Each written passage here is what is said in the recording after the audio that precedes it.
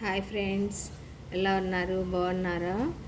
కొత్తగా tailoring work నేర్చుకునే వాళ్ళు మిషన్ అనేది ఎలా రన్ చేసుకోవాలి, బాబిన్కి దారం ఎట్లా పెట్టుకోవాలి, దాన్ని కేసులో ఎలా సెట్ చేసుకోవాలి, షటిల్లో ఎట్లా పెట్టుకోవాలి, సూదికి దారం ఎట్లా పెట్టుకోవాలి అన్నీ మీకు బేసిక్స్ స్టెప్ బై స్టెప్ మీకు చెప్పాను కదండి.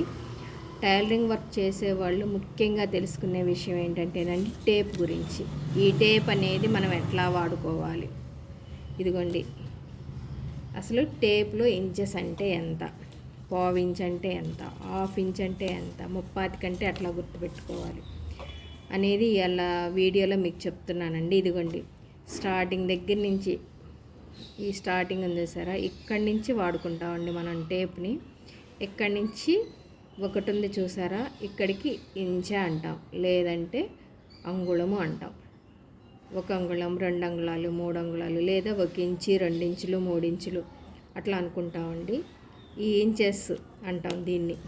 ఇంకోవైపు చూసుకోండి, సగం వచ్చేసరికి మనకి పెద్ద అక్షరాలు ఉన్నాయి, సగం వచ్చేసరికి చిన్న అక్షరాలు ఉన్నాయి. ఈ ఈ పెద్ద అక్షరాలని ఇంచెస్ అంటాం కదా, ఈ చిన్న అక్షరాలని సెంటీమీటర్స్ అంటాం. ఈ సెంటీమీటర్స్ ఎట్లా వాడుకుంటాం.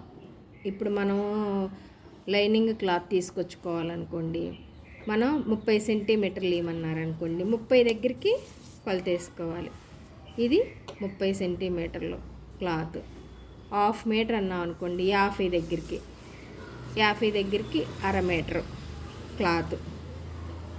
మీటరు అన్నాం అనుకోండి, 100 దగ్గరికి, 100 దగ్గరికి అయితే మీటరు. అసలు ఈ టేప్ అంతా ఎంత ఉంటుంది చూడండి, 150 మీద ఒక పాయింట్ ఉంది, అంటే 151, అంటే మీటర్న్నర ఉంది ఈ టేప్ అంతా. ఈ టేప్ అనేది మనము ఇట్లా వాడుకోవాలండి. నెక్స్ట్ వచ్చేసరికి ఇంచెస్ అంటే ఏంటి, అది ఎట్లా గుర్తుపెట్టుకోవాలి. క్లాత్ తీసుకునేటప్పుడు ఒకటే గుర్తుపెట్టుకోండి, ఇటువైపు తీసుకుంటాం, ఈ చిన్న అక్షరాల వైపు తీసుకుంటాం, వీటిని సెంటీమీటర్స్ అంటాం. ఈ పెద్ద అంకెలు వాటిని అంగుళాలు అంటాం, లేదా ఇంచెస్ అంటాం. ఇప్పుడు క్లాత్ మీద ఇంచెస్ అంటే ఇంచ్ అంటే ఏంటి, పావు ఇంచ్ అంటే ఏంటి,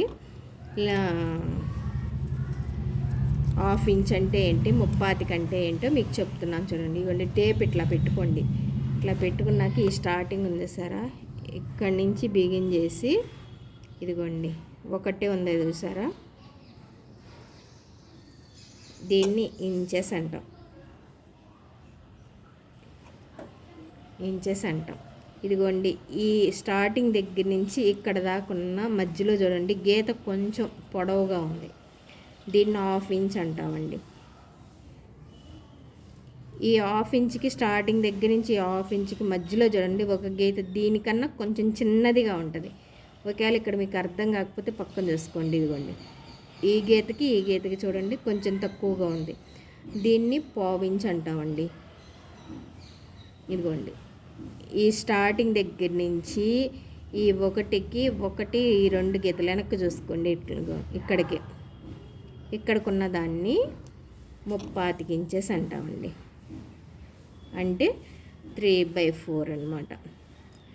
ఇవన్నీ వీటిని మనము పావు ఇంచి, హాఫ్ ఇంచి, 30 ఇంచ్ అంటాము. ఇప్పుడు అంగుళం బావు తీసుకోమన్నారనుకోండి, ఇదిగోండి 1, ఇదిగోండి ఇక్కడికి 2, ఇక్కడికి తీసుకోవాలి. అంగుళం బాగుంటుంది, అంగుళంన్నర అన్నారనుకోండి ఇక్కడే తీసుకోవాలి. ముప్పాతిక అన్నారనుకోండి ఇక్కడే తీసుకోవాలి. అర్థమైందా ఫ్రెండ్స్?